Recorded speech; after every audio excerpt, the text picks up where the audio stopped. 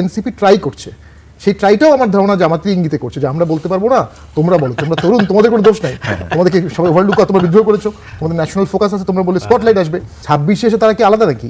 26-এ তারা একটাই দল, একসাথে ভোট করেছে, পার্লামেন্টে একটাই দল, সৌহার্দ্যপূর্ণ বিরোধী দল, আন্দোলন করবো কিন্তু বিদ্রোহ করবো না। আবার বিএনপি বলছে ডক্টর শফিক বিরোধী নেতা সফট, এত জীবনে এত সফট বিরোধী নেতা কেউ দেখেনি।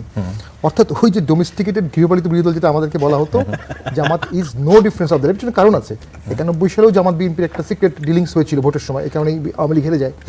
96 সালে প্রথমবারের মতো জামাত বিএনপি ড্রিফট অ্যাপার্ট হয়, ফার্স্ট টাইম, এবং দুজনই দেখেছে বিএনপি ক্ষমতা হারিয়েছে আর জামাত মাত্র 3টা আসন পেয়েছে। তখন তারা কান ধরে পশ্চিম দিকে তবা করেছে, জীবনে আর কোনোদিন আলাদা হবো না। এবং 2001 সালেও তারা একসাথে ভোট করেছে। 1/11-এর পরবর্তী সময় একসাথে ভোট করে 2001 থেকে 2006 সমস্ত আকাম একসাথে করেছে। জামাত ইসলামের কথা বলে, কিন্তু বিএনপির ওই সময় 5 বার দুর্নীতি চ্যাম্পিয়ন হওয়া, ভোটার লিস্টে অনিয়ম করা, ইয়াজুদ্দিনের ক্ষমতা নেওয়া, গ্রেনেড মামলা, এগুলো নিয়ে কিন্তু কোনো কথা নেই, সেই সময় বলেনি, কারণ ক্যাবিনেটের পার্ট ছিল। এবং 8 সালেও একসাথে ভোট করেছে, 14 সালে একসাথে ভোট বর্জন করেছে, আবার 18-তে একসাথে ভোট করেছে, আবার 24-এ ভোট বর্জন করেছে। 26-এ এসে তারা কি আলাদা নাকি? 26-এ তারা একটাই দল, একসাথে ভোট করেছে, পার্লামেন্টে একটাই দল, তারা ভাগ করেছে। সেক্ষেত্রে এনসিপি ট্রাই করছে, সেই ট্রাইটাও আমার ধারণা জামাতি ইঙ্গিতে করছে যে আমরা বলতে পারবো না, তোমরা বলো, তোমরা তরুণ, তোমাদের কোনো দোষ নাই, তোমাদেরকে সবাই ওভারলুক তোমরা বিদ্রোহ করেছো, তোমাদের ন্যাশনাল ফোকাস আছে, তোমরা বলে স্পটলাইট আসবে। তো জামাতের যে সিনিয়র পলিটিশিয়ানরা আছে তারা কঠোর সমালোচনা করছে না কেন, এটা আমি চিন্তা করেছি। আমার আন্ডারস্ট্যান্ডিং জামাত বিএনপি দুইজনই ভবিতব্য আওয়ামী লীগের জন্য প্রস্তুতি নিয়ে রাখছে, যে কোনো একদিন আওয়ামী লীগ আসবে, জামাত বিএনপিকে আলাদা হওয়া যাবে না, এটা আমার নিজস্ব আন্ডারস্ট্যান্ডিং। তো সেই ক্ষেত্রে আবার কোয়ালিটির দিক থেকে দেখলো আপনি যেভাবে অকপটে স্বীকার করলেন যে গৃহপালিত যে বিরোধী দল, আমি স্বীকার করলাম না। যদি আমাদেরকে গৃহপালিত বলেন তাহলে আপনাদেরকে তো বলে, সবাই বলে।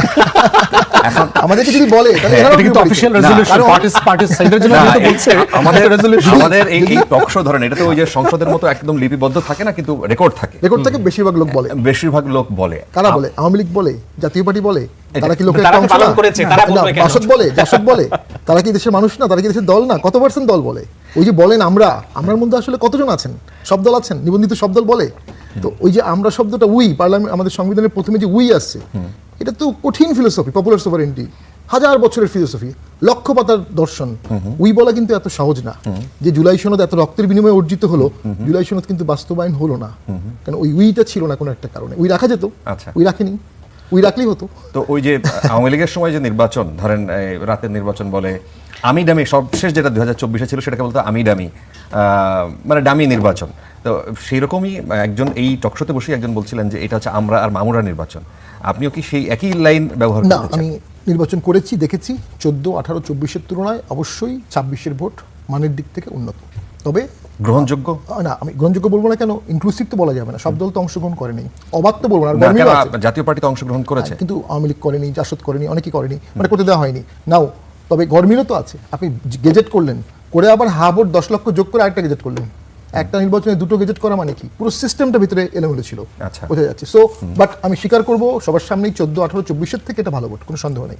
আচ্ছা, তবে আমার মতে গ্রহণযোগ্য না, গ্রহণযোগ্য, কিন্তু অবশ্যই এটা কি ফ্রি ফেয়ার ইনক্লুসিভ তো বলা যাচ্ছে না, অল ইনক্লুসিভ তো বলা যাচ্ছে না, শুধু ইনক্লুসিভটা বাদ রাখতে চাই। ইনক্লুসিভ অবশ্যই, প্রশ্ন থেকে এবং আপনি দেখবেন সেই সময় সেনাপ্রধান প্রথম থেকে যখন কথা বলতেন উনি ফ্রি ফেয়ার ইনক্লুসিভ বলতেন। যখন আওয়ামী লীগ ব্যান হয়ে গেল এরপর থেকে উনি ফ্রি ফেয়ার বলেন, উনি আর ইনক্লুসিভ বলতেন না। অবশ্যই ইনক্লুসিভ না। আচ্ছা।